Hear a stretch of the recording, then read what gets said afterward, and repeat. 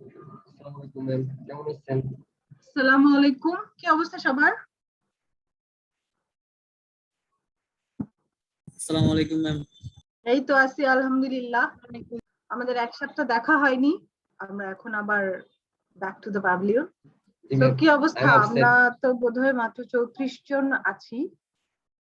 তো কতক্ষণ পর্যন্ত ওয়েট করা যায় বা করা ঠিক হবে কিনা, বা আপনারা আসলে এখন কেমন প্রেজেন্ট থাকেন ক্লাসগুলোতে সেটা যদি একটু বলতেন।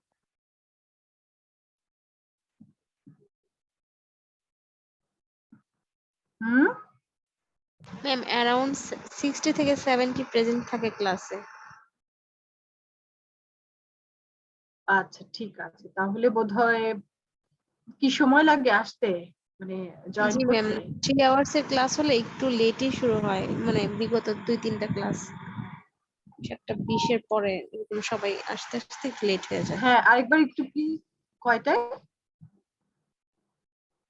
মমিনা? আরেকটু বলুন। জি ম্যাম, 7:15 থেকে 20 এর মধ্যে সবাই চলে আসে।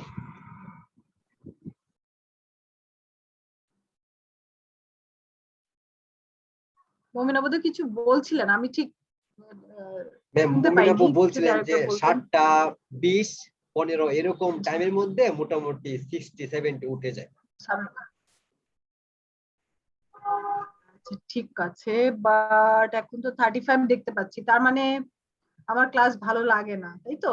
ঠিক আছে, জি না মিস, দেখি বিষয়টা হালিম এরকম ভাইকে নয়। বলে দিব যেন আর না দেয়। না, নাম অ্যাকচুয়ালি এরকম নয়। মানে সারা 3 ঘন্টার ক্লাস হলে 15 থেকে 20 এর মধ্যে সবাই চলে আসে ম্যাম। শুরু হতে হতে 20-25 বেজে যায় ক্লাস শুরু হতে হতে আর কি। 3 আওয়ার্স এর ক্লাস টানা হয় আর কি।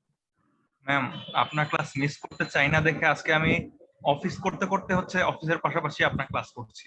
আমি এখন ক্লায়েন্টে এই মুহূর্তে। ও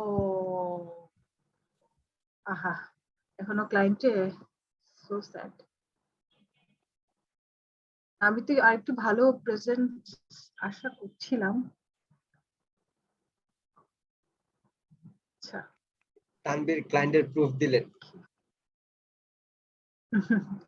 আচ্ছা, আমি একটু কোশ্চেন আশা করছিলাম, সো কারো কোনো কিছু দেখতে পেলাম না চ্যাট বক্সে।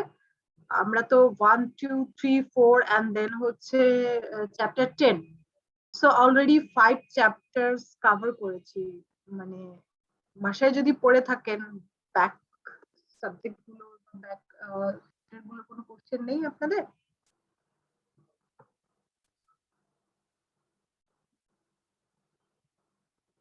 দিদারুল,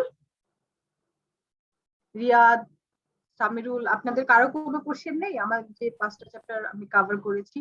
আর লাস্ট উইকে কি দাদা ক্লাস নিয়েছে? জি ম্যাম, ক্লাস নিয়েছেন। আচ্ছা, দাদা কি চ্যাপ্টার 5টা কভার করেছে, রাইট? জি জি, ওগুলো সব শেষ।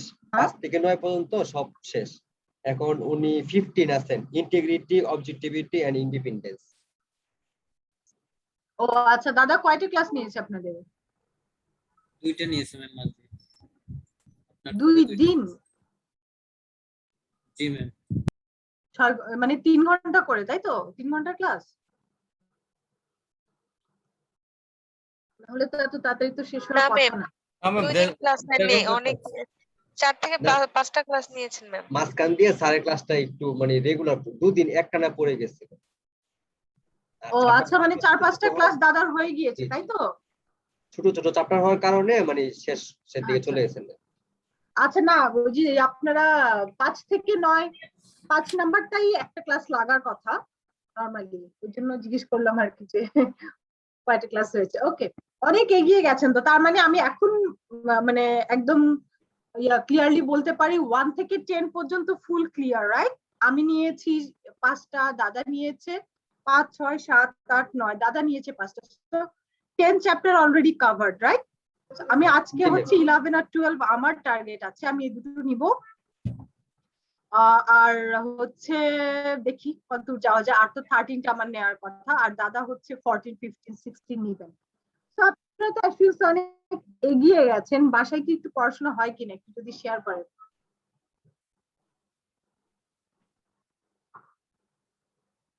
হুম ম্যাম আমার অবস্থা খুবই খারাপ।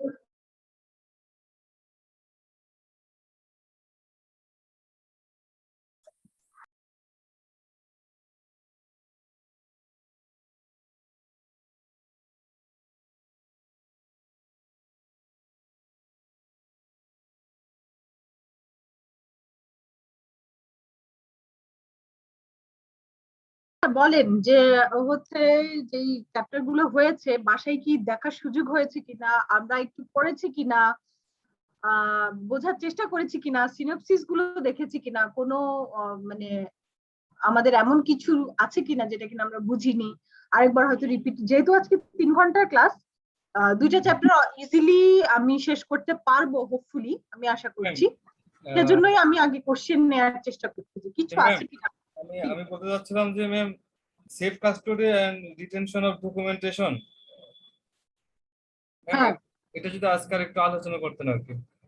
ওইটাতে জাস্ট একটা জায়গায় একটু পয়েন্ট আউট করার ইস্যু যে আসলে ডকুমেন্টস গুলো আমাকে সেফ কাস্টডিতে রাখতে হবে, এটা হচ্ছে একটা মেইন ইস্যু, কারণ এটা ক্লায়েন্টের কনফিডেন্সিয়াল ডকুমেন্টস থাকে, তো এটাকে সেফ কাস্টডিতে রাখা ছাড়া অন্য কোনো ওয়ে নাই, ডেফিনেটলি এটাকে কনফিডেন্সিয়াল জায়গায় রাখতে হবে। আর আরেকটা জিনিস বলা ছিল আমাদের কোম্পানিজ একটা সেকশনে যে এটাকে মোটামুটি 12 ইয়ার্স পর্যন্ত আমরা একটা কাভারেজ দিয়ে বা রাখার কথা বলা আছে, বাট স্ট্যান্ডার্ডে আবার কোনো টাইম দেয়া নাই, স্ট্যান্ডার্ডে বলছে রিজনেবল টাইম, তুমি অ্যাজ আ অডিটর কতদিন মনে করো রাখা দরকার আছে, কতদিন হচ্ছে তুমি ফাইলগুলো রাখবে।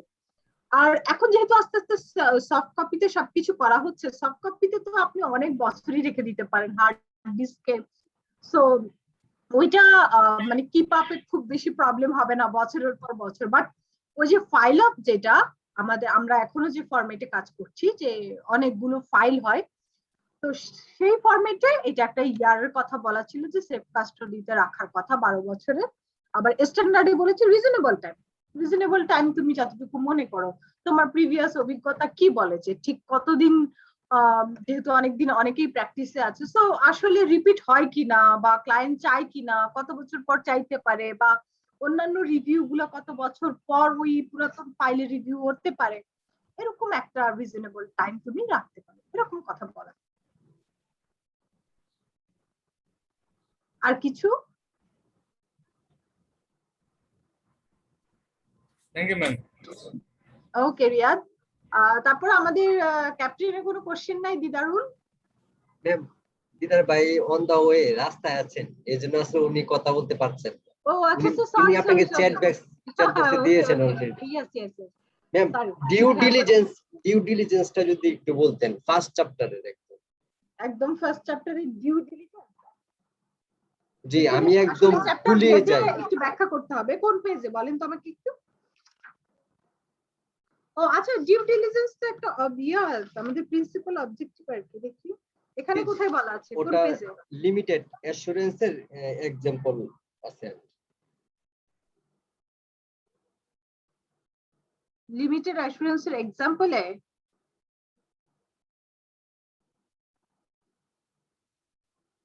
আচ্ছা আমি জায়গাটা খুঁজে পাচ্ছি না, পেজ নাম্বারটা বলেন ম্যাম। এটা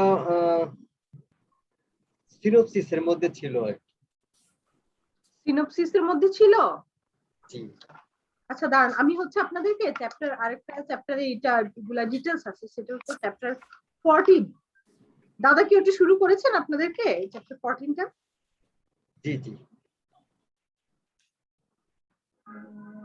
একটু দেখি, আমি ওই আঙ্গিকে একটু বোঝানোর চেষ্টা করি। আচ্ছা, কোড অফ প্রফেশনাল এথিক্স কেমন? কোড অফ প্রফেশনাল, হ্যাঁ হ্যাঁ, কোড অফ প্রফেশনাল এথিক্স, এই তো এটা থাকবে।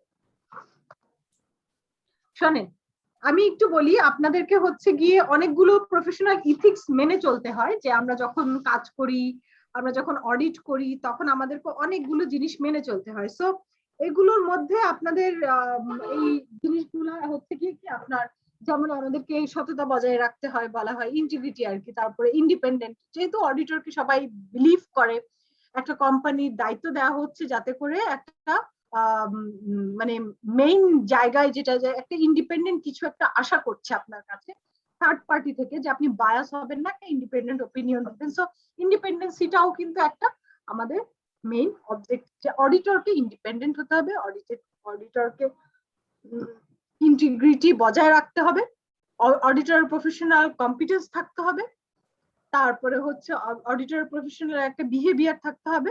সো ওই অর্থে যদি আমি বলি ডিউ ডিলিজেন্স হচ্ছে আপনার এক ধরনের মানে অ্যাসুরেন্স ওয়ার্ক, ঠিক আছে, যেটা কিনা আপনাকে যদি আমি মানে আপনাকে একটা টর দেয়া হয় যে হ্যাঁ তুমি অডিট করবা আমার এই এই জায়গাটাতে, তুমি হচ্ছে গিয়ে কাজ করবা। সো ওইটাকে আপনি ওই টর ধরে কোম্পানি কি চাচ্ছে সেটার বেসিসে আপনি ওই পয়েন্ট গুলোতে ফোকাস করে অডিট করে একটা রিপোর্ট দিবেন। এটা হচ্ছে ডিউ ডিলিজেন্স ওয়ার্ক। মানে ঠিক আছে। ওবিডিয়েন্স সর্ট যেটা বলে আর এভিডেন্স সর্ট। হ্যাঁ হ্যাঁ, মানে আপনার দেওয়া হবে কি করতে হবে। দেখেন এক্সটার্নাল অডিটে কিন্তু বলা থাকে না তোমাকে কি করতে হবে, কি কি দেখতে হবে, কারণ এক্সটার্নাল অডিটটা হচ্ছে ফাইন্যান্সিয়াল স্টেটমেন্টের অডিট। সো ফাইন্যান্সিয়াল স্টেটমেন্টে কি দেখবেন না দেখবেন সেটা পুরোপুরি অডিটরের ইস্যু। অডিটর কোনটাকে প্রায়োরিটি দিবে, কোনটাকে কম দেখবে, কোনটাকে রিস্ক কি মনে করবে, কোনটাকে ভালো করে দেখবে, কত টাইমের মধ্যে শেষ, সবকিছু কিন্তু অডিটের উপর ডিপেন্ড করছে। বাট বেসটা হচ্ছে বা সাবজেক্ট ম্যাটারটা হচ্ছে ফাইন্যান্সিয়াল স্টেটমেন্ট। হ্যাঁ, সেখানে আর কোনো কিছু বলা থাকে না। বাট যখন ডিউ ডিলিজেন্স কোনো কাজ দেয়া হয় কাউকে, তখন অ্যাপয়েন্টমেন্ট লেটারেই ফোকাসিং পয়েন্ট গুলো বলা থাকে যে অডিটর এই ফোকাসিং পয়েন্টে কাজ করবে। সো আমি অন্য কিছু না, যেটা আমাকে কাজ দেয়া হয়েছে আমি শুধু সেটাই করব, ঠিক আছে, বাকি কিছু না। এইটা আর কি। আর কোনো কিছু আমরা আজকে না চ্যাপ্টার 11টা শুরু করব ইনশাআল্লাহ। Ma'am page number 53 interactive question 5টা একটু বুঝিয়ে 53 না দিবেন। 63? 53 ম্যাম, ইন্টারেক্টিভ কোশ্চেন 5। 63 একটু আমাকে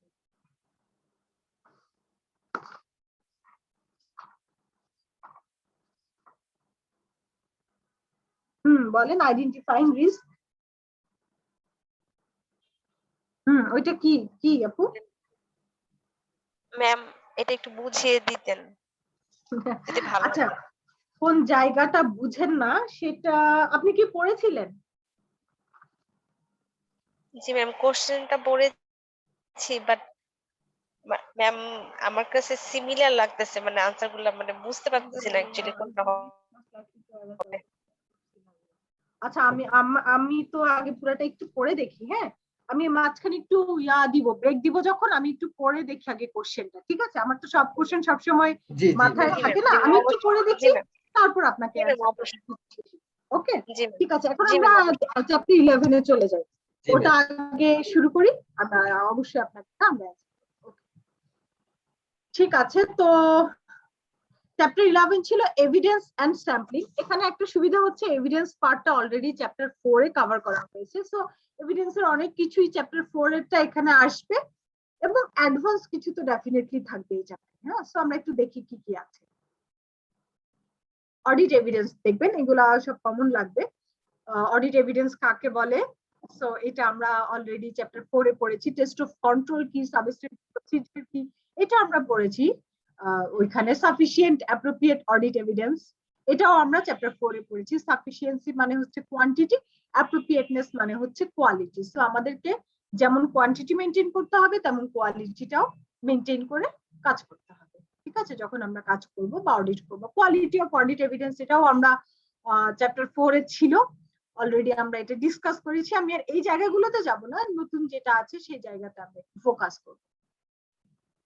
ওকে, এটা ছিল এই চ্যাপ্টারের জন্য আরেকটু বাড়তি অডিট এভিডেন্স নিয়ে। সেটা কি প্রসিজার, আমার তো শেয়ার করেছি, দেখা যাচ্ছে তো না সিনপসিসটা? জি জি ম্যাম, ম্যাম, দেখা যাচ্ছে। Okay, so procedures followed to obtain evidence. আমি যদি এভিডেন্স কালেক্ট করতে চাই আমাকে কি কি জিনিস ফলো করতে হবে, ঠিক আছে? সো আমি কিভাবে এভিডেন্স কালেক্ট করব সেটা নিয়ে আর কি জায়গায় কথা বলা হচ্ছে।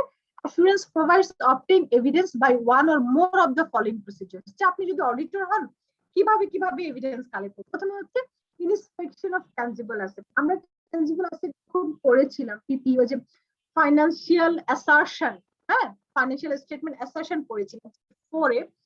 তখন ছিল যে আমরা যখন ব্যালেন্স চেক করি বা অডিট করি কিংবা ক্লাসেস অফ ট্রানজেকশন, ওইসব জায়গায় একটা জায়গায় ছিল কি ফিজিক্যাল ইনস্পেকশন বা ফিজিক্যাল ভেরিফিকেশন দ্বারাও কিন্তু আমরা এভিডেন্স কালেক্ট করি, তাই না? যে আমরা যখন একটা ব্যালেন্স চেক করি কিংবা এটা আছে কিনা দেখি, তখন তার এক্সিস্টেন্সটা চেক করি, রাইট?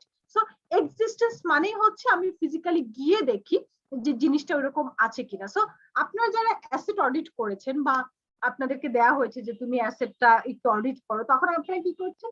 অ্যাসেট রেজিস্টার থেকে কিছু অ্যাসেটের নাম নিয়েছেন, এটা কোথায় কোন লোকেশনে কি আছে সেটা নিয়েছেন, এবং ফিজিক্যালি গিয়ে দেখেছেন অ্যাকচুয়ালি যা রেজিস্টারে লেখা ছিল সেই অ্যাসেটটা সেই জায়গায় আছে কিনা, সেই কন্ডিশনেই আছে কিনা, আর অ্যাকচুয়ালি সেই অ্যাসেটটাই আছে কিনা। সো আমরা যখন অডিট করছি তখন এই এভিডেন্সটা খুবই জরুরি যে ট্যানজিবল অ্যাসেট যখন থাকবে definitely we should inspect. Okay, inspection করে আমরা কি করব? সেই অ্যাসেটটা ঠিকমতো আছে কিনা দেখব। Inspection of documentation. সো আরেকটা জিনিস কিভাবে আমরা এভিডেন্স অবটেইন করতে পারি, তারা যে ডকুমেন্টেশনটা করে সেটাকে ইন্সপেকশন করব, অর্থাৎ তারা ঠিকমতো ভাউচারটা রাখে কিনা, তারপরে তারা পেয়েবল রিসিভেবল ভাউচার বা আদার্স ভাউচার গুলো কিভাবে রাখছে, ভাউচারের সাথে প্রপার সাপোর্টিং গুলো ঠিক আছে কিনা, কি কি সাপোর্টিং থাকা উচিত ছিল সেগুলো আছে কিনা, এগুলো যখন আমরা ইন্সপেকশন করব তখন কিন্তু ওইখান থেকে আমরা কিন্তু দেখতে পাবো যে অ্যাকচুয়ালি কোম্পানির ওই ডকুমেন্টেশন প্রসেসটা ঠিক আছে কিনা। যদি ঠিক না থাকে সেটা আমরা রিপোর্ট করি না। অবজারভেশন, অবজার্ভ করা। এখন একটা কোম্পানিতে আপনি গিয়ে বললেন ভাই আপনার প্রকিউরমেন্ট কিভাবে করেন, সেগুলো কি আমাদের প্রকিউরমেন্ট একটা প্রসেস আছে, আমরা সেটাই ফলো করি।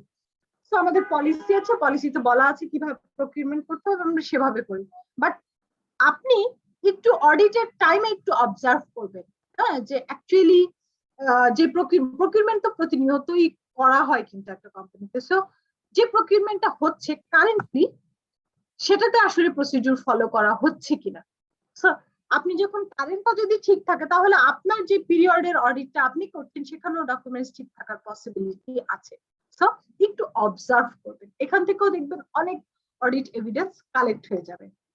ইনকোয়ারি, কোনো একটা জিনিস তারা বললো সেটা অবজার্ভ তো করবোই, সাথে সাথে ইনকোয়ারিও করবো, তাদের থেকে জানার চেষ্টা করব কিভাবে করেন, কিভাবে মেনটেন করেন, কে রিকুইজিশন দেয়, তারপরে আপনারা কি বিভিন্ন জনের কাছ থেকে কোটেশন কালেক্ট করেন কিনা, কম্পারেটিভ অ্যানালাইসিস করেন কিনা, কিভাবে করেন, কাকে কিভাবে কাজ দেন, তাকে সিলেক্ট করেন, তার ক্রাইটেরিয়া কি থাকে, এইসব অনেক কিছু ইনকোয়ারির মাধ্যমেও কিন্তু আপনি যখন কোশ্চেন করবেন বিভিন্ন ডিপার্টমেন্টে গিয়ে অ্যাজ আ অডিটর, এটা কিভাবে হচ্ছে, ওটা কিভাবে হচ্ছে, ইনকোয়ারিতেই কিন্তু অনেক কিছু বের হয়ে আসে যে অ্যাকচুয়ালি তারা ঠিক মতো প্রসিডিউর ফলো করে কি করে না, বা যদি না করে সমস্যাটা কোন। কনফার্মেশন, সো আমরা জানি bank balance confirmation, receivable confirmation, payable confirmation, এগুলো হচ্ছে এভিডেন্স অবটেইনের একটা প্রসিজার।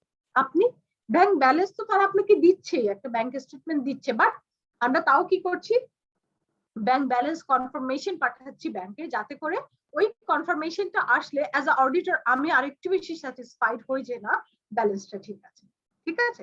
সো এটাও একটা এভিডেন্স অবটেইনের একটা প্রসিজার। রিক্যালকুলেশন, সো আমরা দেখা যাচ্ছে যে ডেপ্রিসিয়েশন যেটা ওরা ক্যালকুলেট করে ওইটাকে আমরা রিক্যালকুলেশন করে দেখি ডে দিয়ে যে অ্যাকচুয়ালি ওরা যে ডেপ্রিসিয়েশন চার্জ করেছে সেটা ঠিক আছে কিনা। আবার আরেকটা জিনিস দেখি লোনের ইন্টারেস্ট, হ্যাঁ, লোনের ইন্টারেস্ট হয়তো ব্যাংক একভাবে ক্যালকুলেট করেছে, আমরা অডিটর হিসেবে আর একটু রিক্যালকুলেট করে দেখি যে ব্যাংকের যে মানে রেট যেটা বা যে ইন্টারেস্টটা এই কোম্পানির উপর চাপিয়েছে, যে লোন এত ইন্টারেস্টটা তো তোমাকে এভাবে পে করতে হবে, আসলে সেটা ঠিক আছে।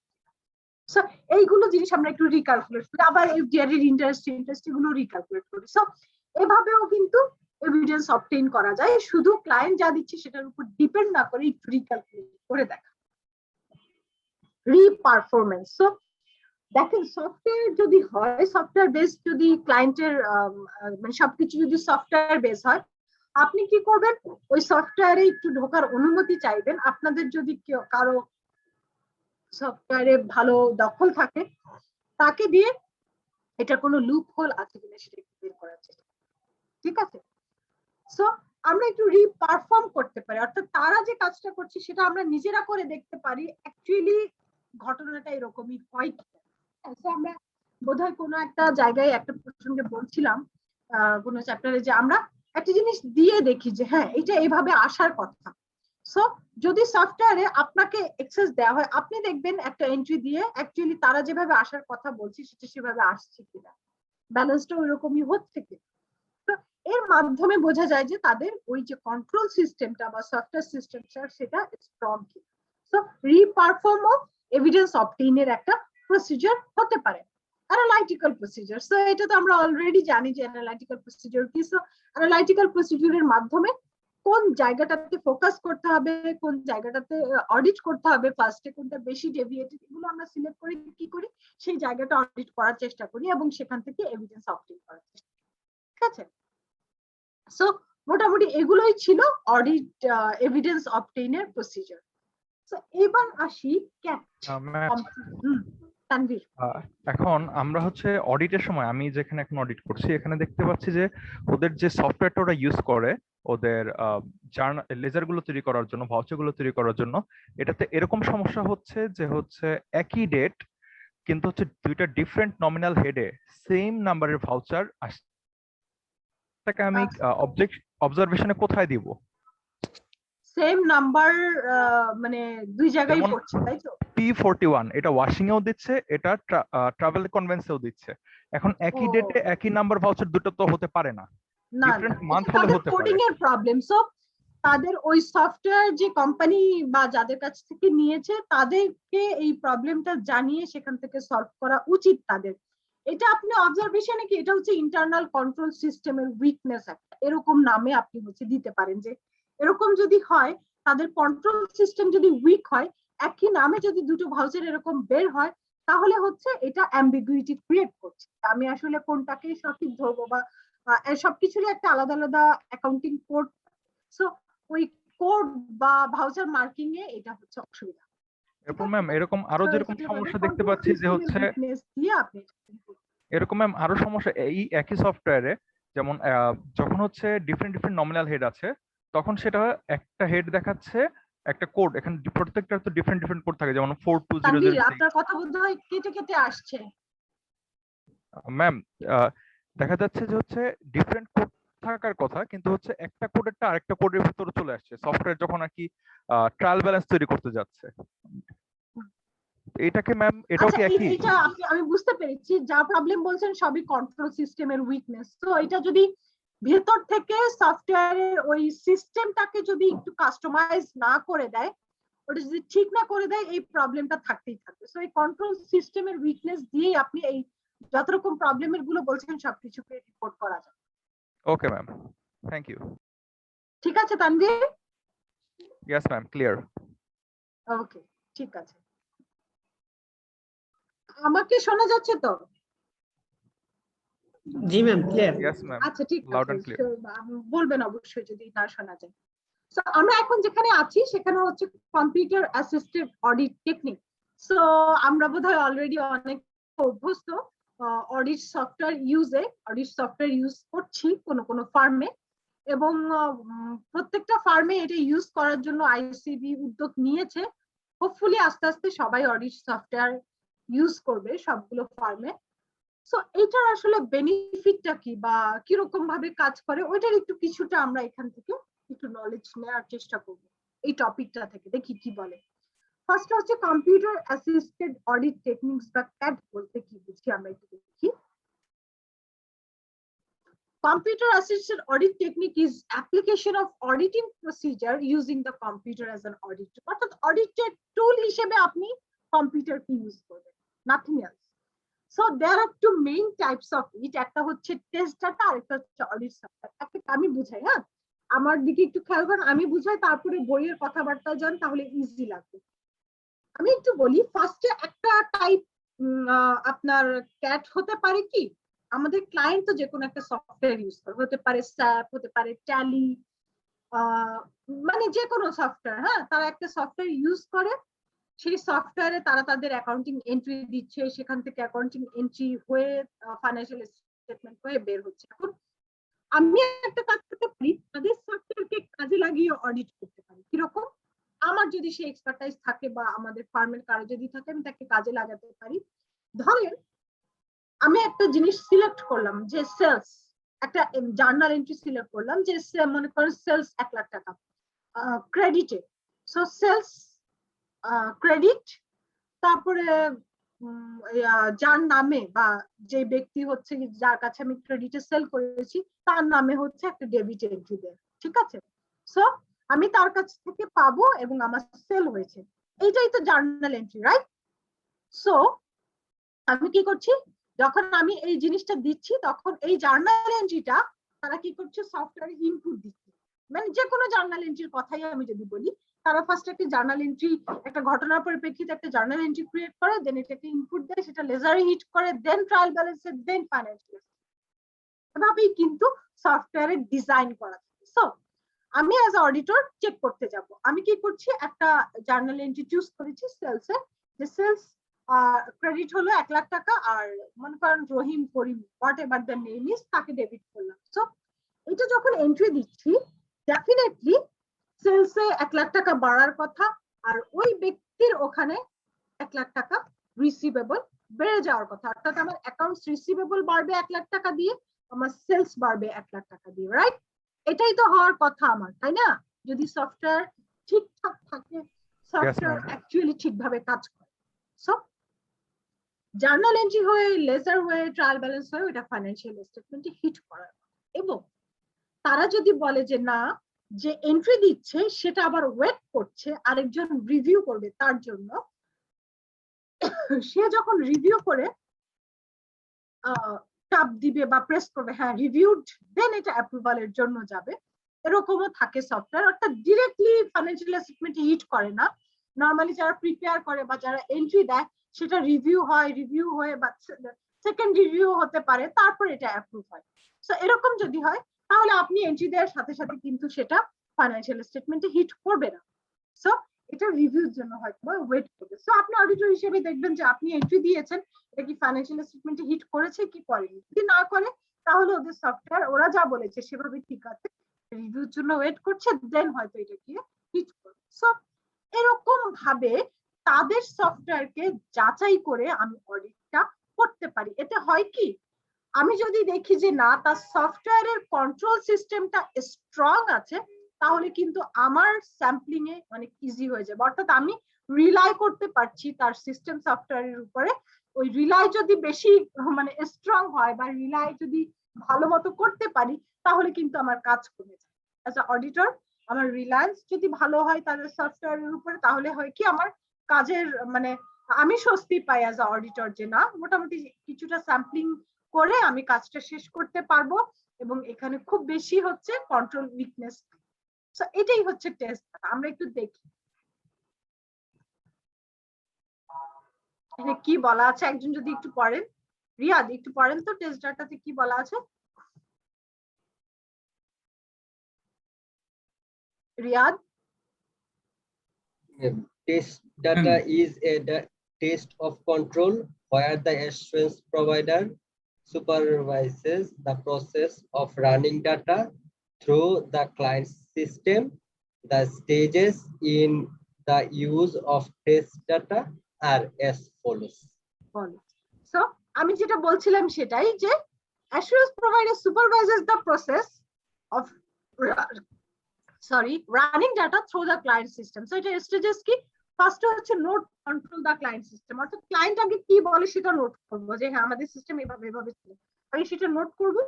তারপর ডিসাইড আপন টেস্ট ডাটা, তারপর আমি ওই যে সেলস এর একটা ডাটা নিলাম, যে কোনোটা আমি নিতে পারি, আমি ডিসাইড করব রান দা টেস্ট ডাটা, তারপর সেটাকে রান করাবো, কম্পেয়ার রেজাল্ট উইথ এক্সপেকটেশন, আমি কি এক্সপেক্ট করছি আর রেজাল্টটা কি দিচ্ছে, conclude on the controls are operating properly.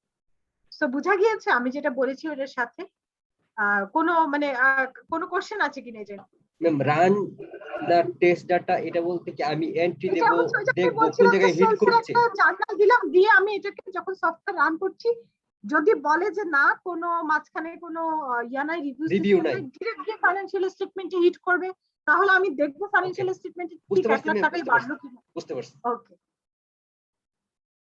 So এটা ছিল টেস্ট ডাটা। এরপরে আসি অডিট সফটওয়্যার।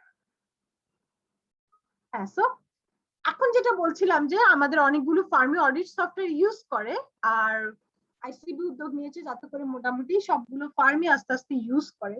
সো এই সফটওয়্যার ইউজের উপকারিতা কি এটাও আমি আগে বুঝিয়ে দিই, তারপরে হচ্ছে আমি এখানে যাব। অডিট সফটওয়্যার বাইরের কান্ট্রি গুলোতে অনেক বেশি ইউজ হয়, বাংলাদেশে এখনো ওইভাবে খুব বেশি মাত্রায় আমরা অডিট সফটওয়্যার এখন ইউজ করতে পারি নাই বা পারছি না। বাট এটা হয় কি, অডিটরের যারা অডিটর থাকবে তাদের একটা সফটওয়্যার থাকে ক্লায়েন্টের কাজটাকে ইজি করার জন্য। ওই সফটওয়্যার নিয়ে আমরা অডিট করতে যাই, ক্লায়েন্টের ফাইন্যান্সিয়াল স্টেটমেন্ট যেটা আমাদেরকে সফট কপি দেয় ওইটা এই সফটওয়্যারে ঢোকানো হয়, মানে ইনপুট দিয়ে এটাকে আগে ঢোকানো হয়, তারপর এটা এমন ভাবে কাস্টমাইজ করা থাকে আমাদের যা যা দরকার। মনে করেন আমরা অ্যাজ অডিটর অ্যানালাইটিক্যাল প্রসিডিউর আমাদের দরকার, আমাদের ম্যাটেরিয়ালিটি দরকার, আমাদের কিছু প্ল্যানিং লিস্ট ফিল আপ করা দরকার, আমাদের কিছু ইনফরমেশন নিয়ে লিস্ট শিডিউল সাব শিডিউল তৈরি করতে হয়, আর রিস্ক অ্যানালাইসিস করতে। সো এগুলো যখন ওই সফটওয়্যারে কাস্টমাইজ করে সফটওয়্যারে দেয়া থাকবে এবং ক্লায়েন্টের ফাইন্যান্সিয়াল স্টেটমেন্টটা ইনপুট দিয়ে আমি যখন রান করব তখন অটোমেটিক্যালি ওই ফাইন্যান্সিয়াল স্টেটমেন্টের উপরেই অ্যানালাইটিক্যাল প্রসিডিউর মানে হয়ে যাবে, ম্যাটেরিয়ালিটি ক্যালকুলেশন হয়ে যাবে, তারপর আপনার রিস্ক অ্যানালাইসিস, তারপর লিস্ট শিডিউল সাব শিডিউল, মানে এভরিথিং ওইখানে যা যা দেয়া থাকবে ওইভাবেই আপনার সবকিছু রেডি হয়ে যাবে। সো কতটা ইজি আপনি একটু দেখেন যে আমরা যা চাচ্ছি সেভাবে যদি সফটওয়্যারটাকে কাস্টমাইজ করে দেয়া যায়, শুধুমাত্র ফাইন্যান্সিয়াল স্টেটমেন্টটা ইন করালে অটো অনেকগুলো রিপোর্ট যেগুলো আমরা অ্যাকচুয়ালি হাতে কলমে করলে অনেক টাইম লাগতো, সেই রিপোর্ট গুলো ইজিলি এই সফটওয়্যার করে মানে রেখে দিচ্ছি এবং সেটা আমরা টাইম টু টাইম সেটা ঠিক আছে। বোঝা গেল যে আমরা বেনিফিট আছে। আমি জাস্ট একেবারে বেসিক জায়গাটা আপনাদের সাথে একটু শেয়ার করলাম যে অডিট সফটওয়্যার কিরকম হয় বা এর মাধ্যমে কি বেনিফিট পাওয়া যায়। Clear?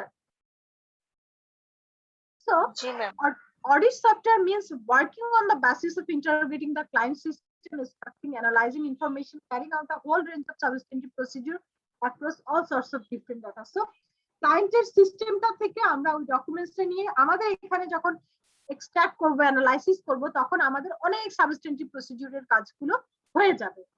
So example of audit software এটা কি করে, extract a sample according to specified criteria, calculate ratios of those outside criteria, check calculation performed by the system, prepare reports, follow items through a system and flag where they are posted. So মানে আপনি যা যা চাচ্ছেন একজন অডিটরের basic যে জায়গাগুলো দরকার, basic যে রিপোর্ট গুলো দরকার, যে কাজগুলো দরকার, সেগুলো যখন সফটওয়্যারে ইনপুট দেয়া থাকে, কাস্টমাইজ করা থাকে, ডিজাইন করা থাকে সফটওয়্যার ওইভাবে, ডেফিনেটলি আমরা শুধু ক্লায়েন্টের ইনফরমেশন গুলো এখানে দিলে অটো আমাদের ওই জিনিসগুলো সফটওয়্যার প্রিপেয়ার করে ফেলবে, যাতে করে আমাদের কাজের গতি অনেক বেড়ে যাবে, লোড অনেক কমে যাবে। ওকে, সো দিস ইজ দ্য মানে অ্যাকচুয়ালি অডিট সফটওয়্যার কতটা হেল্প করতে পারে আমাদেরকে। আমরা দোয়া করি যেন তাড়াতাড়ি আসে, মানে সবাই খুব দ্রুত ইউজ করতে পারি সফটওয়্যার এবং আমাদের কাজটা যেন অনেক ইজি হয়।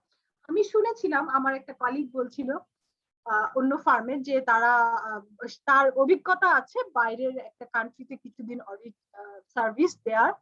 সো সে সেখানে দেখেছে একটা মোটামুটি মানের লোডেড মানে কাজ ভালো। আমাদের হয়তো যদি আমাদের বাংলাদেশে হতো সেটা হয়তো 1.5 মাস মতো কাজ করতে হতো ওই অডিট মানে ওই কোম্পানিতে, এবং রিপোর্ট দিতে মানে 1.5 মাস মতো সময় লাগতো।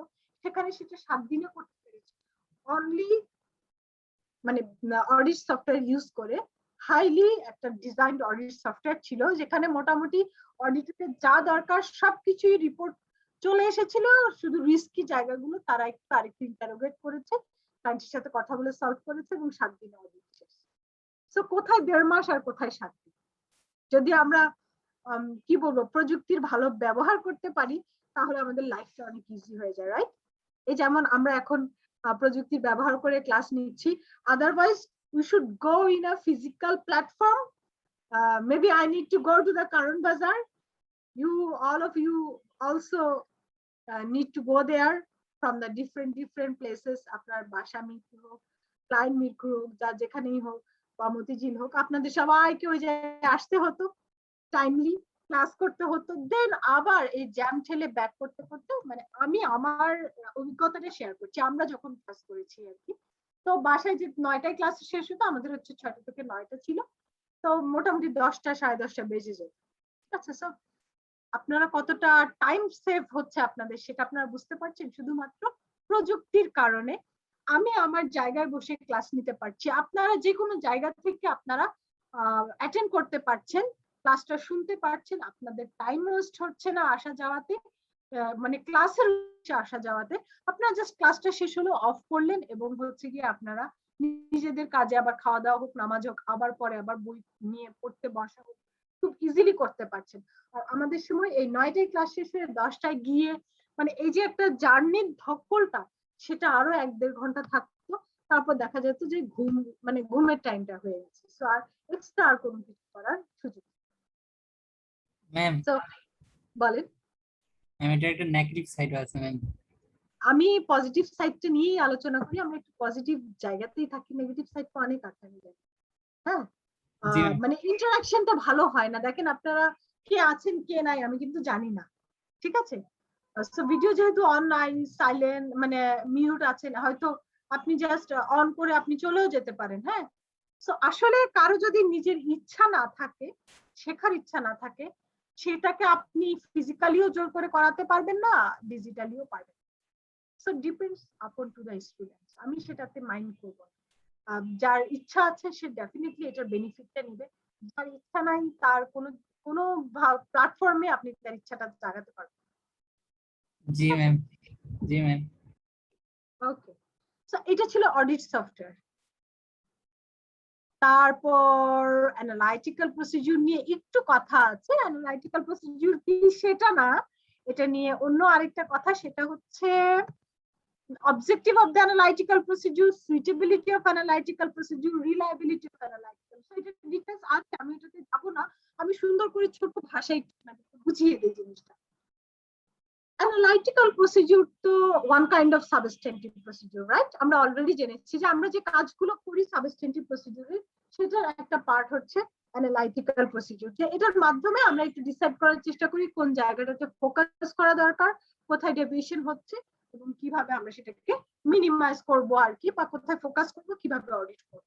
সো এখন দেখি এখানে কি বলা আছে, objective of the analytical procedure. আপনারা একটু কেউ একজন বলেন তো আসলে উদ্দেশ্য কি, অ্যানালাইটিক্যাল প্রসিডিউর করার উদ্দেশ্য কি? আমরা অলরেডি চ্যাপ্টার 3 তে যেটা পড়েছি সেটা থেকে আপনারা কি বুঝেছেন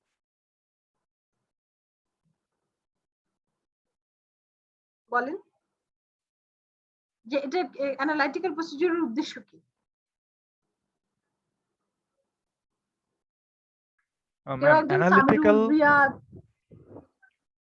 অ্যানালিটিক্যাল প্রসিডিউর গুলো যেটা একটা সুবিধা হয় যে হচ্ছে আমাদের কোথায় কোথায় উইক পয়েন্ট, কোথায় কোথায় রিস্কি পয়েন্ট গুলো আছে সেগুলো ইজিলি মার্ক হয়ে যায়। অ্যাজ এ রেজাল্ট আমাদের টেস্ট অফ ওয়ার্কে আমাদের হচ্ছে পরিশ্রমটা অনেকটা কমে যায়, ভাউচিং অনেকটা কমে আসে।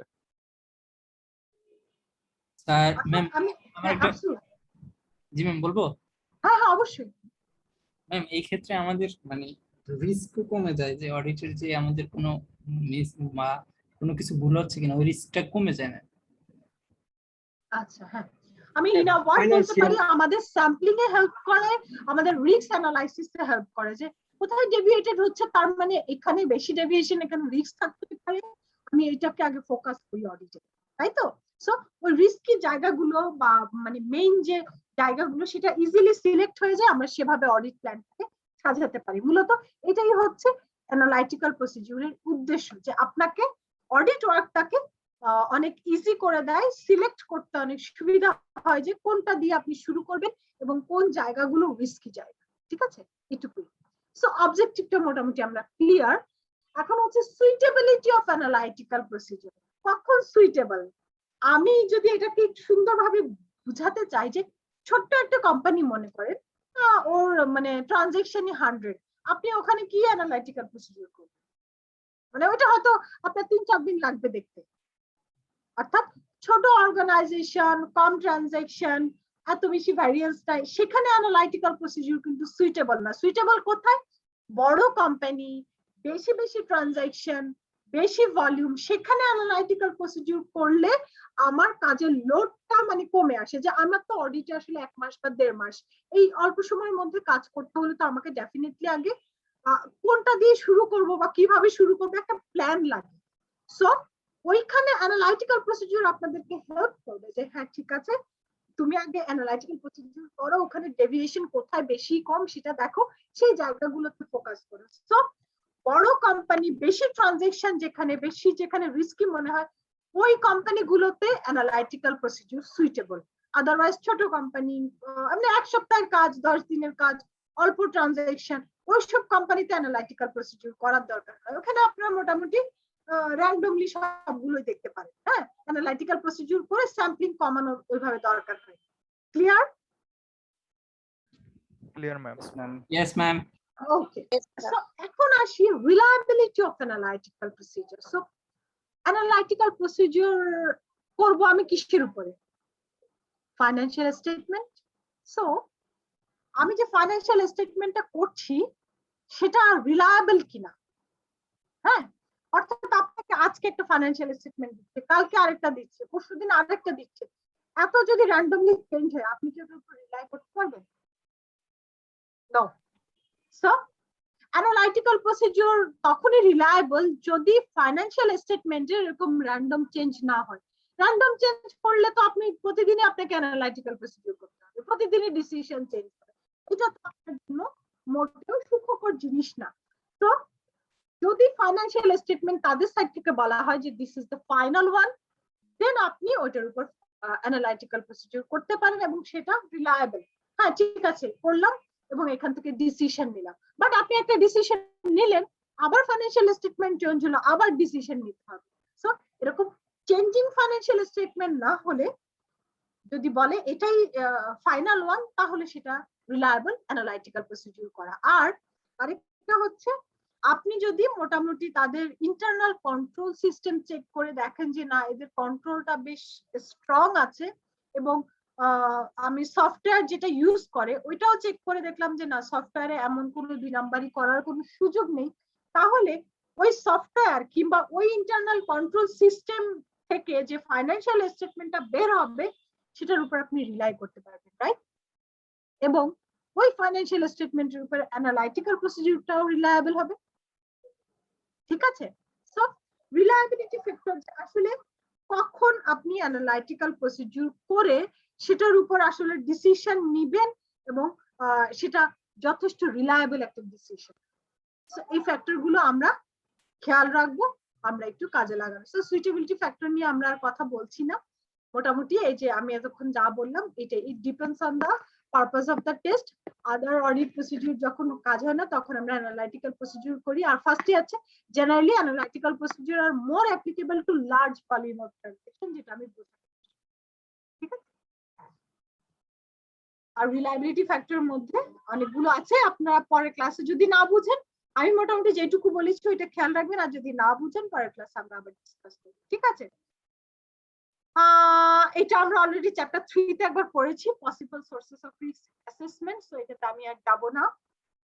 আমি একটু যদি যাই সেটা হচ্ছে ডিরেকশনাল টেস্ট। এটা খুবই ইম্পর্টেন্ট একটা টপিক, আমরা এটা একটু মনোযোগ দিয়ে পড়ব। ঠিক আছে? Directional testing. Broadly speaking, substantive procedure can be said to fall into 2 categories. একটা হচ্ছে test to discover error, test to discover ওমিশন।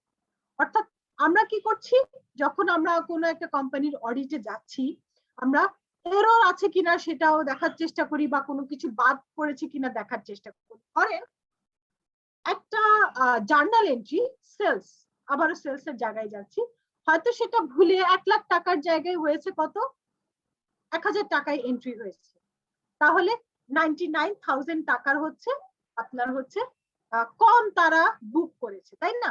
So এটা হচ্ছে আন্ডার স্টেটমেন্ট। আবার ধরেন সেলস হচ্ছে 1000 টাকা, সেটা বুক হয়েছে 1 লাখ টাকায়, তাহলে 99,000 টাকা ওভার স্টেটেড হয়েছে ফাইনান্সিয়াল স্টেটমেন্ট। সো ভুল যদি হয় কোনো কিছু, কোনো একটা এন্ট্রি যদি ভুল হয় সেটা ফাইনান্সিয়াল স্টেটমেন্টের ওভার স্টেটমেন্টও হতে পারে, আন্ডার স্টেটমেন্ট। বাট যদি কোনোটা মানে অমিশন বাদ পড়ে যায়, মনে করেন যে একটা এন্ট্রি আমি দিতে বাদই পড়ে গিয়েছে, এই এন্ট্রিটা আসবে অথচ ফাইনান্সিয়াল স্টেটমেন্টে সেটা কোনো হিট করেনি, ধরেন সেই এন্ট্রিটা হচ্ছে 10,000 টাকা, তাহলে ওই 10,000 টাকা দ্বারা ফাইনান্সিয়াল স্টেটমেন্ট হচ্ছে আন্ডার স্টেটমেন্ট। ঠিক আছে, মানে ওই 10,000 টাকা যদি আসতো তাহলে ব্যালেন্সটা ঠিক থাকে। আমি কি বুঝাতে পেরেছি? এরর যদি হয়, এরর কমও হতে পারে, এরর বেশিও হতে পারে। ওই যে আমরা কি বলবো, গরমিল বুঝবে, আমরা একটু বাংলায় পড়েছিলাম, আমি অনার্সে সাসপেন্স অ্যাকাউন্ট করি যেটার জন্য। হ্যাঁ হ্যাঁ হ্যাঁ, ভুল বেশিও হতে পারে কমও হতে পারে, বাট যদি কোনো কিছু বাদ পড়ে যায়, বাদ পড়ে যাওয়া মানে আন্ডার স্টেটমেন্ট। হ্যাঁ, বাদ পড়েছে, ওটাকে ঢুকালে ওটা ব্যালেন্স হবে, বাট ওটা যদি বাদ হয়ে যায় তার মানে অত টাকা দ্বারা ফাইন্যান্সিয়াল স্টেটমেন্ট আন্ডার স্টেটমেন্ট। ওকে, তো এটা একটু মনে রাখবে, হয়তো একটু ট্রিকি ওয়েতে এটা আপনাদের মাল্টিপল চয়েস কোশ্চেনে আসতে পারে। আরেকটা যেটা আমরা পড়বো, খুবই ইন্টারেস্টিং, খুবই ইম্পর্টেন্ট এবং বেশ আছে, যখন রিটেন কোশ্চেন ছিল তখন, এখনো ডেফিনেটলি এটাকে জোর দেওয়া হবে এই টপিক হোপফুলি। এটা হচ্ছে methods can be applied to audit accounting estimate. এস্টিমেটে কিভাবে অডিট করবে? এস্টিমেট কি? এস্টিমেট হচ্ছে এস্টিমেটেড ফিগার। ধরেন যে একটা মামলা চলছে, আমি একটা উদাহরণ দিয়েই বলি। একটা মামলা চলছে আমার কোম্পানির নামে, সো এই মামলাটা মনে করেন ভ্যাট ট্যাক্স এর মামলা, তো এটা তো কমন, হ্যাঁ, যে হয়তো আমি ভ্যাট ফাঁকি দিয়েছি, ট্যাক্স ফাঁকি দিয়েছি, এনবিআর আমার নামে মামলা করেছে। এখন এই মামলাটা চলছে চলছে এমন একটা অবস্থায় আছে, হয়তো বা আমি জিততেও পারি আবার হারতেও পারি। ধরে নিলাম আমি হারবো, তো যত টাকার মামলা আমি একটু করে কি করছি, প্রভিশন রাখছি, তাই না? যে হ্যাঁ, ধরেন 1 কোটি টাকার মামলা, তো এই মামলাটা চলছে, আমি এই ফাঁকে প্রত্যেক মাসের ফাইন্যান্সিয়াল স্টেটমেন্ট যখন ক্লোজ করছি মান্থলি, প্রত্যেক মাসে হচ্ছে গিয়ে 1 লাখ টাকা করে হয়তো বা আমি কি করছি, প্রভিশনে রেখে দিচ্ছি, যে যদি হেরে যায় এট এ টাইম আপনার 1 কোটি টাকা যখন অ্যাডজাস্টমেন্ট দিবেন যে এক্সপেন্স এত টাকা, তখন হচ্ছে গিয়ে সেটা হঠাৎ করেই আপনার ফাইন্যান্সিয়াল স্টেটমেন্টে একটা বিশাল ইম্প্যাক্ট ফেলবে, তাই না?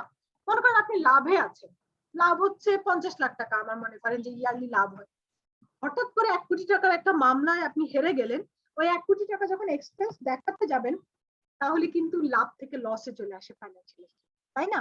সেজন্য কি করা হয়, যদি যে কোনো কোম্পানির যদি মামলা চলে এবং মামলায় যদি তার হেরে যাওয়ার পসিবিলিটি থাকে, সে আগে থেকে কি করে, একটু একটু করে প্রভিশন রাখে।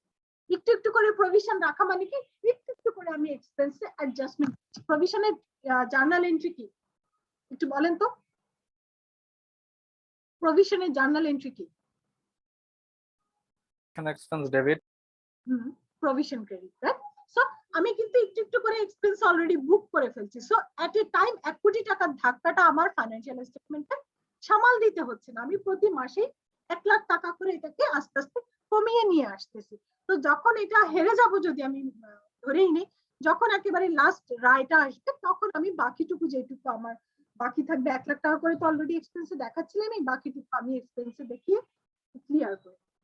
ঠিক আছে, আমি জাস্ট একটা উদাহরণ দিয়ে দেখলাম যে এরকম ভাবে অ্যাকাউন্টিং এস্টিমেট গুলো বুক করা হয়।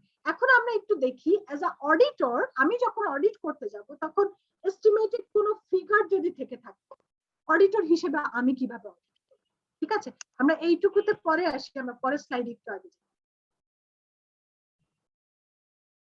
ফার্স্টে দেখেন, অডিটর 3টা মেথডে অ্যাকাউন্টিং এস্টিমেটের অডিট করতে পারে। প্রথমে হচ্ছে test the process that management used to estimate the figure, অর্থাৎ সে কি করছে তারটা আমি আগে শুনি, সেভাবে দেখি।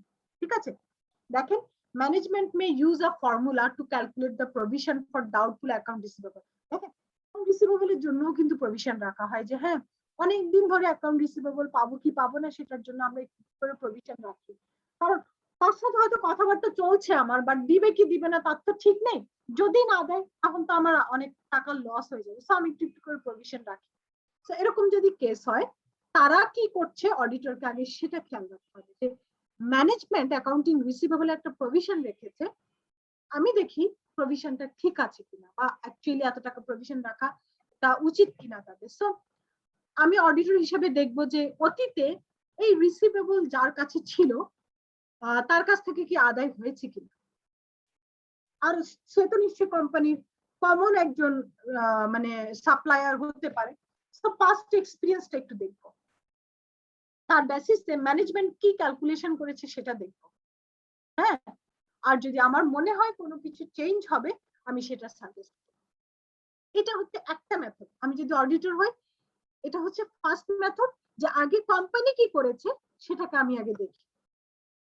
তারপর হচ্ছে ইউজ অ্যান ইন্ডিপেন্ডেন্ট এস্টিমেট, এটা আমরা করেছি। আমি সেই অভিজ্ঞতাটা থেকেই বলছি। আমার একটা ক্লায়েন্ট ছিল, তো ওইখানে ক্লায়েন্ট প্রভিশন রেখেছে, বাট আমি কি করেছি, মামলা চলছিল যেহেতু মামলার ডকুমেন্টস গুলো দেওয়া, তাদের অনেকগুলো মামলা, মানে মনে করেন 10-12টা মামলা ছিল, তারা একটা প্রভিশন রেখেছে, বাট আমার মনে হয়েছে যে না, আমি নিজে একটু ক্যালকুলেট করে দেখি।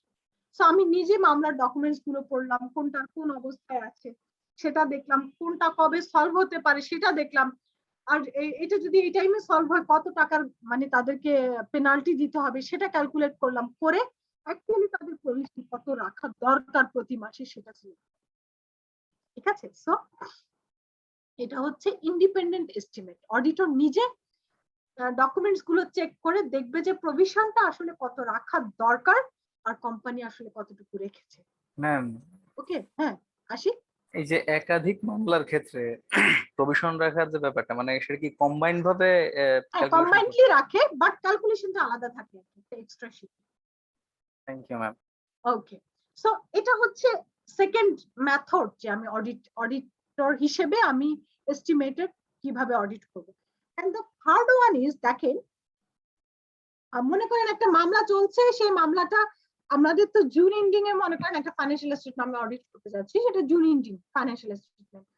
তো আমি গিয়েছি মনে করেন অগাস্ট অথবা সেপ্টেম্বরে, তো আমি দেখলাম কি তারা জুনের সময় একটা জিনিস মামলা যেটা কিনা অগাস্ট সেপ্টেম্বরে সলভ হয়ে যাবে, এরকম একটা মামলার জন্য এত টাকা প্রভিশন রেখেছে। আমি যেতে যেতে ওই মামলাটা সলভ হয়ে গিয়েছে, তারা হেরেও গিয়েছে, তাদের পেনাল্টি দিতে হয়েছে। সো আমি যেতে যেতে কিন্তু মোটামুটি এই জিনিসটা সলভ হয়ে গেছে। তাহলে আমি দেখবো অ্যাকচুয়ালি ওই 30শে জুনে তারা কত রেখেছে, এবং এই যে আমি যে অডিট করছি যে টাইমে এটা সলভ হয়েছে অ্যাকচুয়ালি তাদেরকে কত দিতে হয়েছে। সো এখানে ঘাটতি কতটুকু।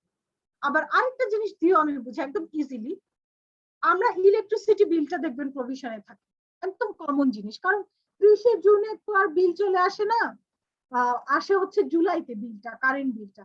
সো 30শে জুনে যখন আমি অ্যাকাউন্টস ক্লোজ করবো, আমার একটা এস্টিমেট ফিগার দিয়ে ক্লোজ করতে হবে যে হ্যাঁ ঠিক আছে কারেন্ট বিল আমার এত আসতে পারে। সো আমি সেটা একটা প্রভিশন রেখে আমি অ্যাকাউন্ট ক্লোজ করলাম।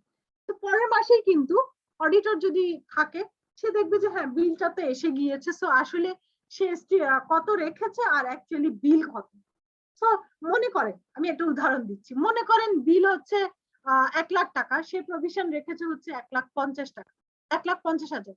সো আমি জিজ্ঞেস করতে পারি ভাই আপনি কিসের বেসিসে রাখেন, আমাকে একটু বলেন, আপনি 50,000 টাকা কি ভেবে অতিরিক্ত প্রভিশন রেখেছেন, আপনার বিগত মাসে কত এসেছে, তার আগের মাসে কত এসেছে, আপনি তো সেই একটা এক্সপিরিয়েন্স থেকে তো আপনি প্রভিশনটা রাখবেন, তাই না?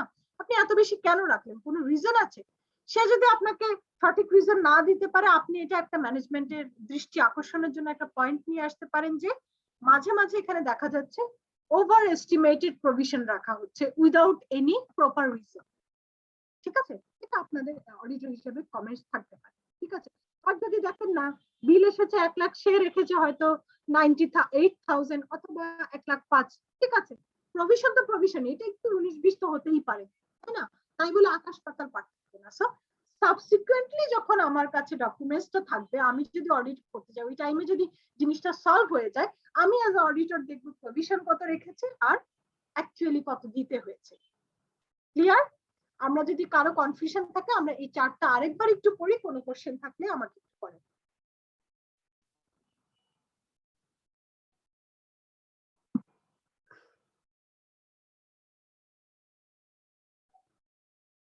আমরা কি পড়ছি?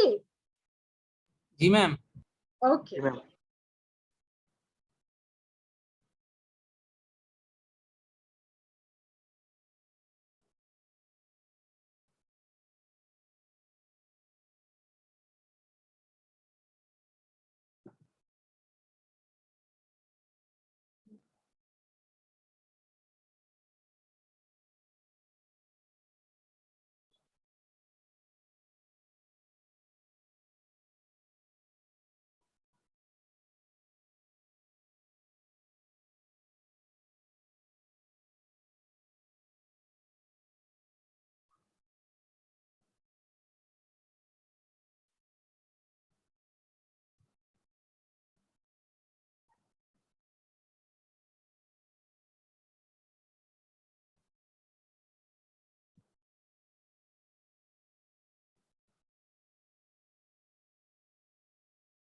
ওকে, দিদারুলের কাছে ক্লিয়ার মনে হয়েছে।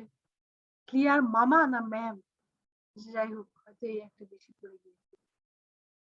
ওকে ম্যাম এই টেবিলটার 4 নাম্বার পয়েন্টটা একটু যদি আলোচনা করতেন। এই টেবিলটার 4 নাম্বার পয়েন্ট, যদিও আপনার এই স্লাইডে দেখাচ্ছে 3টা point, but if I am not wrong বইতে আরেকটা পয়েন্ট অ্যাড করা আছে না। আচ্ছা আমি একটু দেখছি।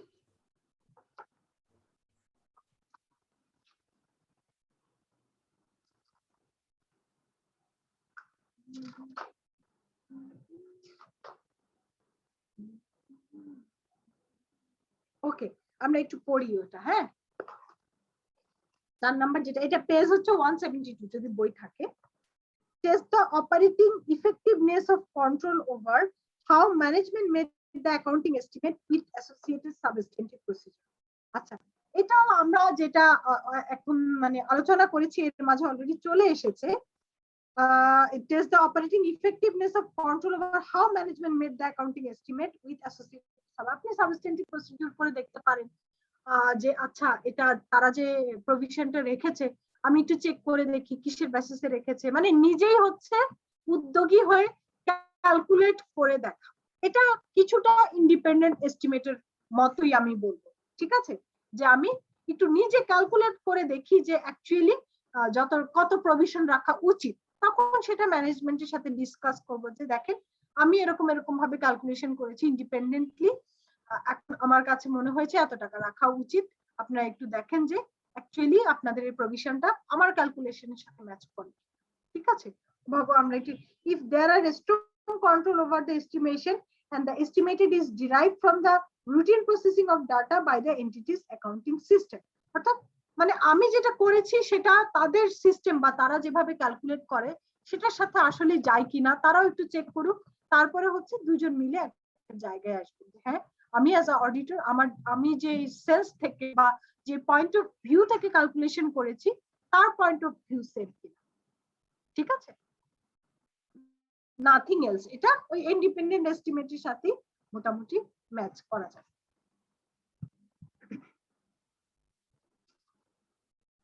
কে যেন করছিলেন, এটা কোশ্চেন ক্লিয়ার কিনা ভাইয়া? জি জি ম্যাম বুঝতে পারছি। ওকে জি ম্যাম আমরা জি ম্যাম ইটস আগের ক্লিয়ার। স্লাইডটাতে একটু যাই। হ্যাঁ যেটা কিনা আমরা মানে এস্টিমেটের ইয়া ছিল মিস না, আচ্ছা এটা একটু পরে the auditor often has to audit, এটা জাস্ট মানে এস্টিমেট কি ওইটা একটু বোঝানোর চেষ্টা করেছে। এখানে কোনো কিছু কোশ্চেন আছে কিনা একটু দেখেন। ম্যাম আমার একটা কোশ্চেন ছিল।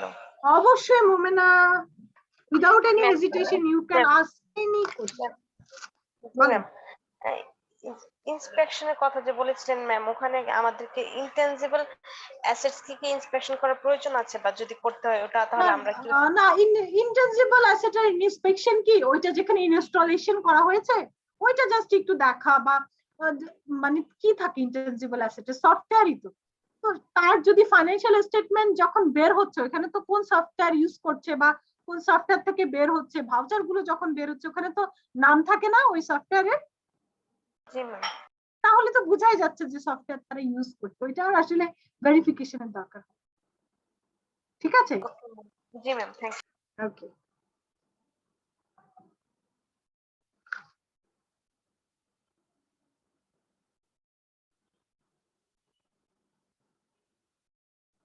আচ্ছা এই যে এটা একটু পরে দেখেন তারপর আমরা নেক্সট টপিকে।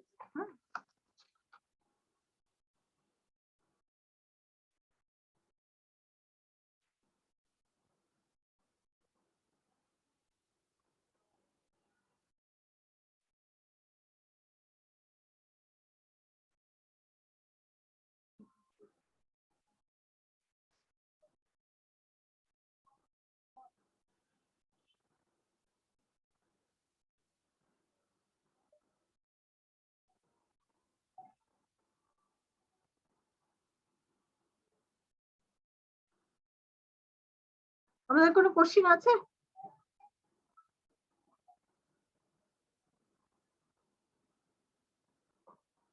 না ম্যাম বুঝতে পারছি।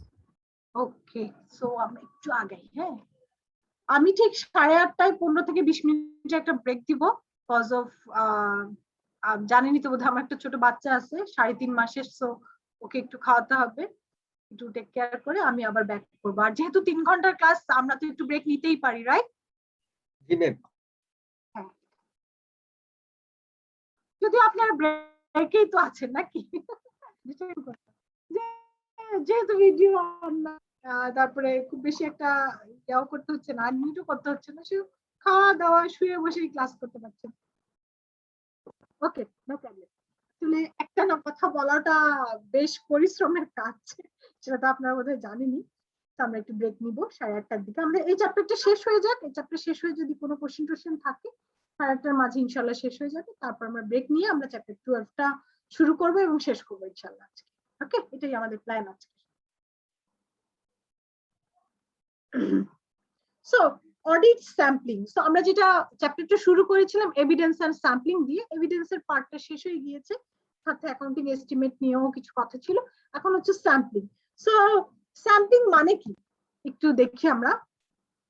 Sorry, assurance provider do not normally examine all the information available to them. এটা আমরা জানি যে impracticable, মানে অর্গানাইজেশনে যাচ্ছে অডিট করতে, সবকিছু দেখা তো একদমই ইমপ্র্যাকটিকেবল। এত কম সময়ের মধ্যে তো আমরা সবকিছু দেখতে পারি না। সো ISA 530 তে বলা হয়েছে audit sampling and other means of testing stated that when designing audit procedure, the auditor should determine appropriate means for selecting items for testing so as to gather sufficient appropriate. অর্থাৎ আমাদেরকে এমন ভাবে সাজাতে হবে যে না, আমি ইম্পর্টেন্ট জায়গাগুলো সিলেক্ট করছি, plus sufficient appropriate audit evidence আসার মতো জায়গাগুলো আমি অডিট করেছি। সব 100% চেক করতে হবে এমন না, বাট মোটামুটি আমরা একটা সিগনিফিক্যান্ট জায়গা যেন আমাদের দেখা হয়ে যায়, বা আমাদের রিপোর্ট দেওয়ার জন্য, কনক্লুশনের জন্য, একটা মানে শক্ত অবস্থানে আসার জন্য আমাদের যতটুকু অডিট করা দরকার নিজেদের স্যাটিসফ্যাকশনের জন্য আমরা ততটুকু করব। অডিট স্যাম্পলিং মানে কি? স্যাম্পলিং মানেই তো বুঝেন, আমি একটা জিনিসে মানে ওই যে কি বলবো, ভাতের উদাহরণটা দিয়েই বলি, যে যেটা বলছিলাম একদিন বোধহয়, যে ভাত হয়েছে কিনা সবগুলো ভাত টিপে দেখা লাগে না যে ভাত কি হয়েছে কিনা, আমি কি মার গালবো কিনা। সো ওখানে আমরা স্যাম্পলিং করি, একটা দুটো তিনটা এভাবে দেখি। সো 100% না, লেস দেন 100% মানেই হচ্ছে স্যাম্পল। ঠিক আছে, 100% হলে তো সেটা স্যাম্পলিং হলো না, সেটা তো ফুল অডিট হয়ে গেল, মানে পুরো 100% আমি চেক করলাম। বাট যখন লেস দেন 100% হতে পারে, সেটা 50%, 60%, 70%, 80%, whatever the percentage is, that is called sampling. So এখন আমরা কিছু কনসেপ্টে আসবো। পপুলেশন, আমার যদি একটা কোম্পানিতে টোটাল 1000টা ট্রানজাকশন থাকে, এই 1000টা ট্রানজাকশনকে বলাই হবে, টোটালটাকে বলা হবে পপুলেশন। সো এই পপুলেশনের প্রত্যেকটা একটা হচ্ছে স্যাম্পলিং। মানে আপনি যদি এখানে সম্পর্কে আরেকবার বলবেন? বুঝি নাই। পপুলেশনটা আরেকবার একটু রিপিট পপুলেশন করুন। হচ্ছে আমার টোটাল এই এক বছরে কতগুলো ট্রানজাকশন, মনে করি 1000টা ট্রানজাকশন, এই 1000টা ট্রানজাকশন পুরোটাকেই আমি বলছি পপুলেশন। এই পপুলেশন থেকে আমি সিলেক্ট করব কোনটা কোনটা আমি দেখব। Yes ma'am. Okay, statistical sampling আর হচ্ছে নন স্ট্যাটিস্টিক্যাল স্যাম্পলিং। আমি বইয়ের ভাষায় না গিয়ে আমি বলি, আমরা তো স্ট্যাট মোটামুটি হয়তো অনার্স মাস্টার্স এ বিবি এমবিএ তে স্ট্যাট সাবজেক্টটা পড়ছি, তাই না? জি ma'am. Yes ma'am. Probability theory আমরা মনে হয় জানি, মানে আপনার ম্যাথমেটিক্যাল টার্ম ইউজ করে আমি যদি স্যাম্পলিং করি সেটাকে বলা হচ্ছে স্ট্যাটিস্টিক্যাল স্যাম্পলিং। ঠিক আছে, অর্থাৎ আমি একটা কথা বলছি, একটু যে হোস্ট আছেন ইয়া করতেন। ওকে, সো আমরা কি করছি, মেইনটেইন করে বা ওইটার মাধ্যমে স্যাম্পলিং করছি, প্রবাবিলিটি থিওরি ইউজ করে বা কোনো ম্যাথমেটিক্যাল টার্ম ইউজ করে যদি আমি স্যাম্পলিং করি সেটাকে বলা হবে স্ট্যাটিস্টিক্যাল স্যাম্পলিং।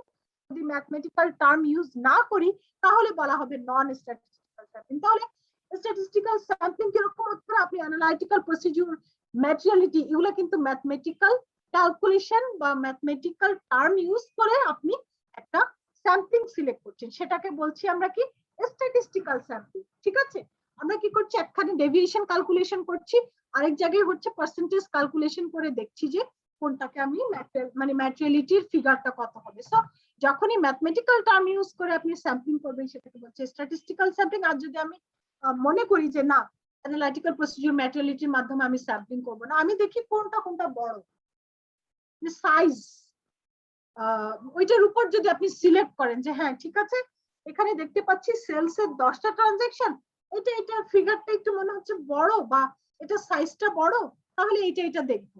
অর্থাৎ আমি কোনো প্রবাবিলিটি থিওরি ইউজ করছি না, কোনো ম্যাথমেটিক্যাল টার্ম ইউজ না করে শুধুমাত্র সাইজের উপর ডিপেন্ড করে সিলেক্ট করছি কোনটা কোনটা আমি দেখবো। That is called non statistical. Okay, clear? Yes, ma'am. Error কি?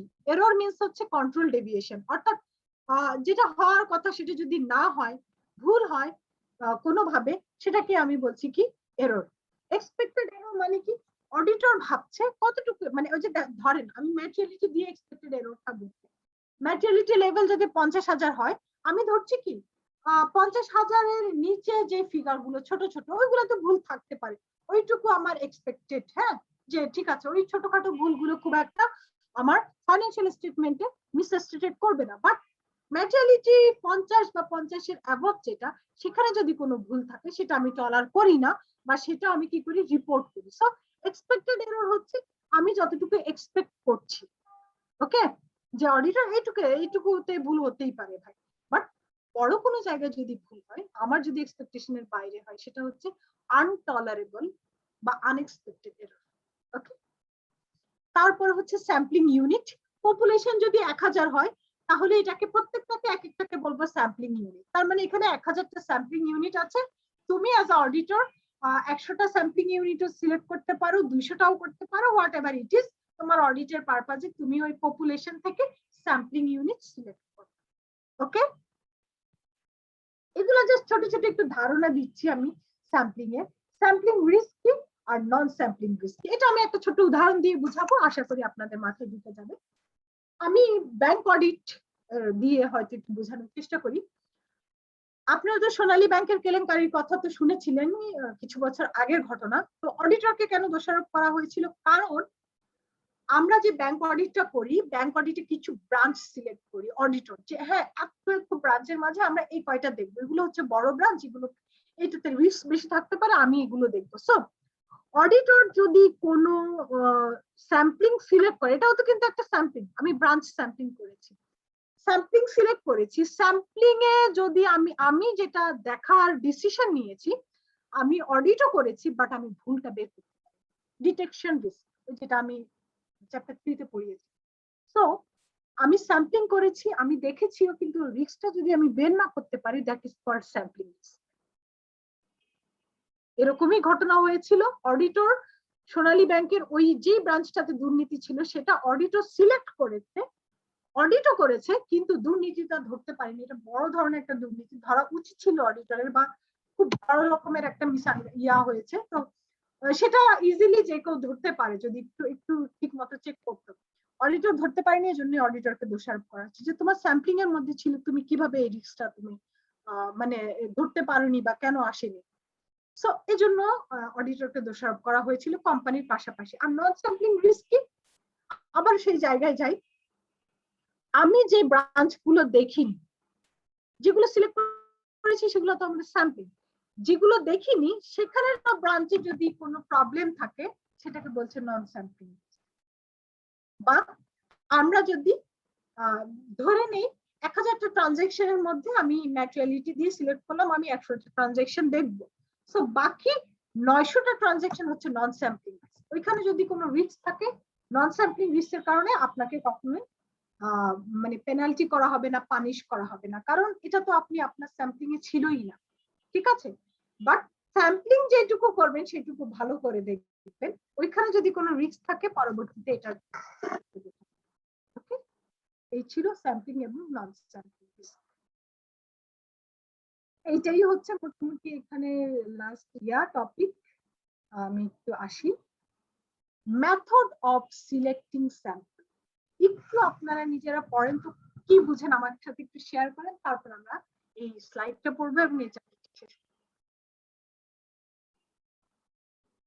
আগে নিজেরা একটু পড়েন যে স্যাম্পলিং এর মেথড বলতে কি বোঝাচ্ছে।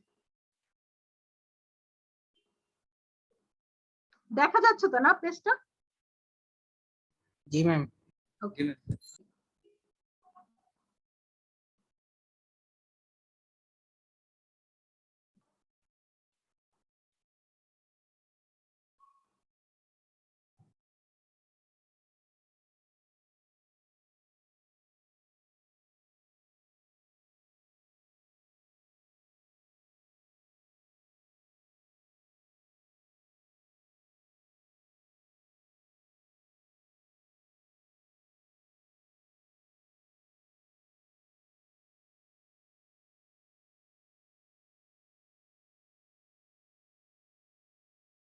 এটাকে ফার্স্টটা কি পড়েছি র্যান্ডম সিলেকশন? জি ম্যাম করেছি। ইয়েস ম্যাম পড়ছি।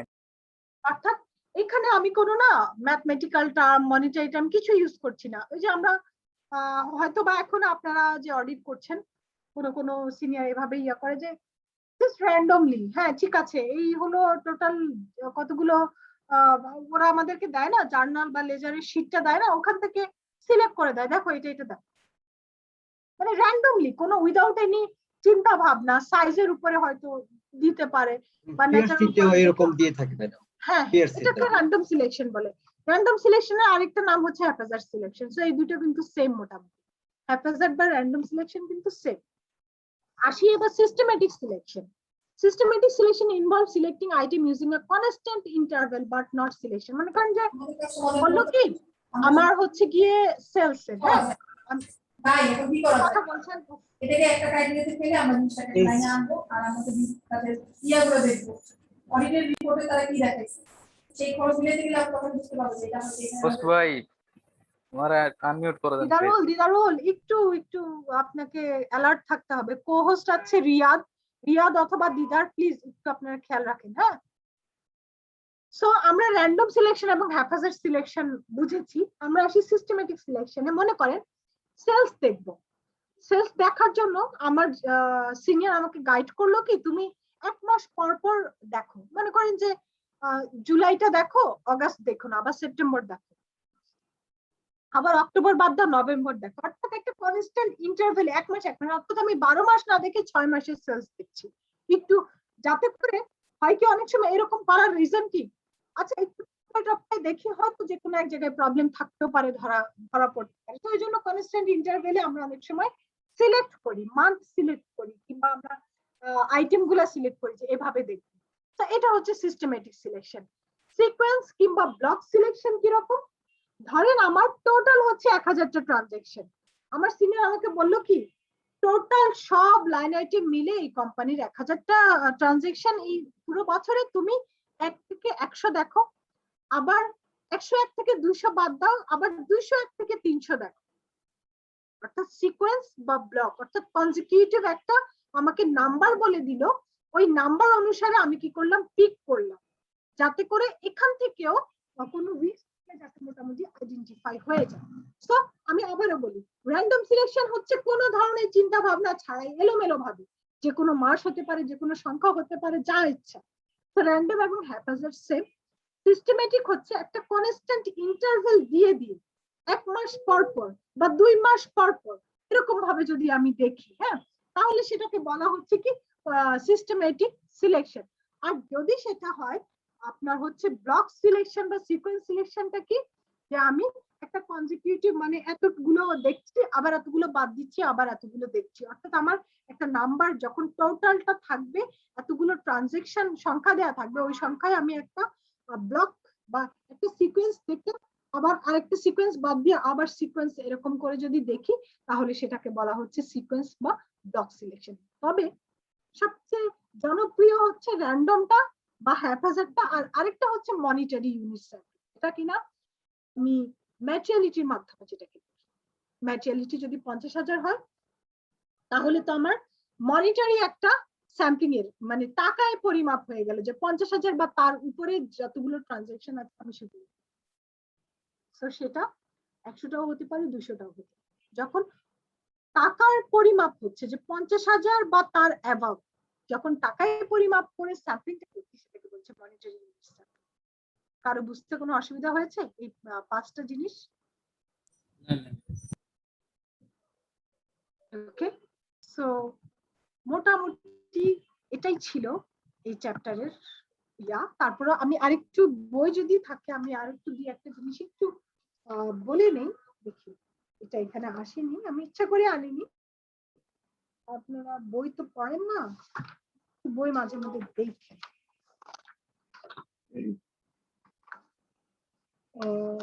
আচ্ছা 176 বই যদি থাকে দেখেন একদম উপরে definition, tolerable of misstatement, tolerable rate of deviation, দেখেছেন? জি ম্যাম। আচ্ছা একটু বলেন তো পড়ে যে কি বুঝেছেন। আমাদের দুটো টপিকের সাথে খুব রিলেটেড এই দুটো জিনিস ডেফিনেশন। ম্যাডাম এটা অনেকটা হচ্ছে যে মিসস্টেটমেন্ট গুলো আসলে স্যাক্রিফাইস করা যায় বা ইগনোর করা যায় অনেকটা, সেটা হচ্ছে টলারেবল। আর যেগুলো আসলে মানে আমাদের ম্যাটেরিয়াল ফিগারের উপরে চলে যায় বা ম্যাটেরিয়াল ফিগার হিসেবে আমরা কাউন্ট করি যেগুলাকে, এই ধরনের যে মিসস্টেটমেন্ট গুলো পাই সেগুলো হচ্ছে আনটলারেবল মিসস্টেটমেন্ট। ইয়েস, হ্যাঁ। আর নিচেরটা টলারেবল রেট অফ ডেভিয়েশন, এটা একটা হচ্ছে ম্যাটেরিয়ালিটির সাথে রিলেটেড, একটা অ্যানালাইটিক্যাল প্রসিডিউরের সাথে। জি ম্যাম, ইয়েস ম্যাম। ফার্স্ট একটা ম্যাটেরিয়ালিটির সাথে রিলেটেড, সেকেন্ডটা হচ্ছে অ্যানালাইটিক্যাল প্রসিডিউরের সাথে রিলেটেড। ডেভিয়েশন আমি কতটুকু পর্যন্ত টলারেট করতে পারবো, আমরা ধরে নিচ্ছি যে 10%, মানে just hypothetically judgemental issue use করি, সেটা ক্লায়েন্ট টু ক্লায়েন্ট ডিফারেন্ট হতেই পারে, ধরে নিচ্ছি 10 পর্যন্ত টলারেবল। 10% এর উপরে যদি ডেভিয়েশন হয় তাহলে সেটাকে আমরা আমাদের অডিটে কাউন্ট করছি, ঠিক আছে? Yes ma'am.